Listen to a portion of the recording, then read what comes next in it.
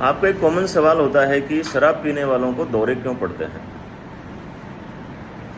तो दौरे का कारण होता है, मैं अगर सिंपल लैंग्वेज में समझाऊं आपको देसी भाषा में,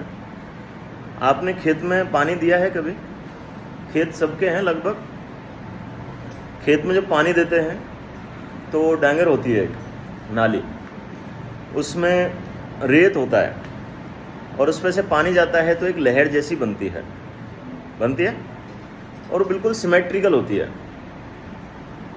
लेकिन उसके अंदर अगर कोई कंकड़, पत्थर या कोई तिनका या कोई उंगली भी ऐसी खड़ी कर दें तो वहाँ पर क्या होता है, एक खांच सी बन जाती है। वहाँ से पानी का फ्लो है दोनों साइड से ज़्यादा हो जाता है और वहाँ पे खड्डा सा हो जाता है।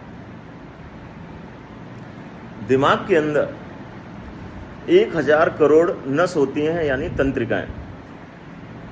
अब उन तंत्रिकाओं में या तो कोई जन्मजात ही कुछ कनेक्शन की या करंट के फ्लो की कुछ एबनॉर्मेलिटी हो, यानी जन्मजात ही कोई ऐसा डिफेक्ट हो उसके कनेक्शन में, उसके वायरिंग में, कि उसका इलेक्ट्रिक करंट है कई जगह बहुत ज़्यादा बढ़ जाता है, या फिर कोई इन्फेक्शन हो जाए, दिमाग के अंदर कोई इन्फेक्शन हो जाए तो भी उसका करंट का फ्लो डिस्टर्ब हो जाएगा, या फिर ब्रेन में कोई डैमेज हो जाए, कोई गांठ हो जाए, कोई ट्यूमर आ जाए, या फिर जो ये कारण आपने पूछा शराब वालों में क्या होता है कि जो लोग शराब पीते हैं, शराब क्या करती है, दिमाग की जो नसें हैं उनको सुन्न रखती है। जब लगातार पीते हैं तो लगातार कई लंबे समय तक वो सुन्न रहती हैं, शांत रहती हैं, और जैसे ही वो नशा हटता है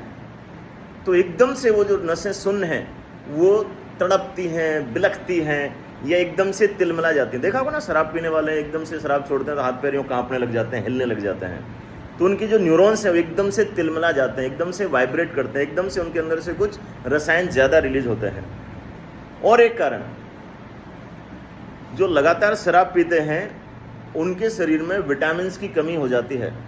पौष्टिक तत्वों की कमी हो जाती है, और पौष्टिक तत्वों की कमी हो जाती है तो हमारी जो दिमाग की जो नस हैं, वो नस की जो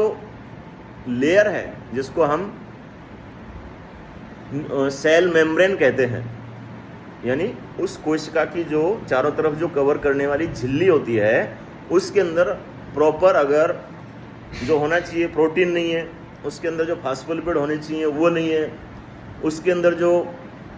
एंजाइमेटिक सिस्टम है वो प्रॉपर फंक्शन नहीं कर रहा है। उसके अंदर एंजाइमेटिक सिस्टम होता है, उसके अंदर चैनल्स होते हैं जिसके अंदर से रसायन अंदर बाहर होते हैं, सोडियम पोटेशियम होता रहता है, जो भी भोजन जाता है, ग्लूकोज या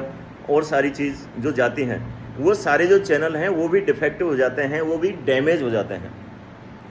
और उसके बाद जब डैमेज हो गए तो उनमें से फिर रसायनों का अनियंत्रित प्रवाह अंदर बाहर होता है, उसकी वजह से करंट डिस्टर्ब हो जाता है। और दौरे का कारण होता है करंट का डिस्टर्ब होना। देसी भाषा में कहते हैं कि जैसे बिजली कड़कती है ना, वैसे दिमाग के अंदर करंट की एक बिजली सी कड़कती है, दौरा आता है और आदमी बेहोश हो जाता है। तो ये जो कारण है, अगर हम इन सब चीज़ों से बच के रहते हैं तो फिर वो दौरे की संभावना खत्म हो जाती है। और अगर एक बार भी ये कहा जाता है कि अगर किसी ने शराब पी और उसके बाद उसको दौरे आए हैं, या शराब छोड़ने के बाद दौरे आए हैं, तो उसके लिए हमेशा के लिए शराबबंदी हो जानी चाहिए।